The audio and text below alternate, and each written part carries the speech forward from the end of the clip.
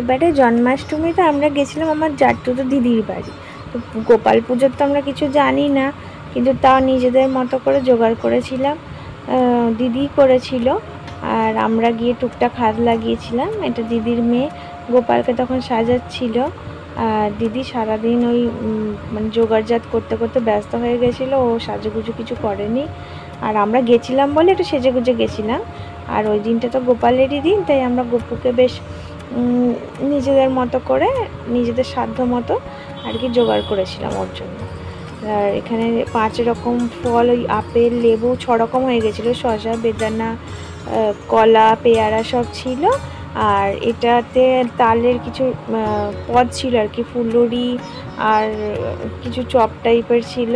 এখানে 5 রকম সন্দেশ ছিল, লুচি হয়েছিল, খিচুড়ি ভোগ হয়নি। আর মিষ্টি মিষ্টি সিমুয়ের পায়েস ছিল। আর ওদিকে সুজির পায়েসও ছিল। ও ঝাল খায় না বলে ওর জন্য একটু সামান্য নোনতা খাবারের মধ্যে ওই 5 রকম ভাজা ছিল, পটল, আলু, ওল ভাজা ছিল, কাঁকরোল ছিল, কাঁচকলা ছিল, জানি না কাঁচকলা দিতে হয় কি না। আর এদিকে বেশ কালারফুল দেখতে লাগছিল 5 কড়াইটা।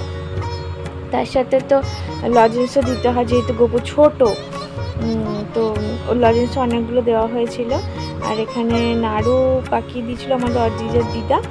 আর এখানে ছিল কিছু তিলের নাড়ু, তাল ফুলুরি, আর এখানে মালপোয়াগুলো আমাদের ব্যক্তিগতভাবে খেতে ভালোই লাগে। আর গোপু সোনার জন্য আমাদেরও বেশ খাওয়া হয়ে গেল।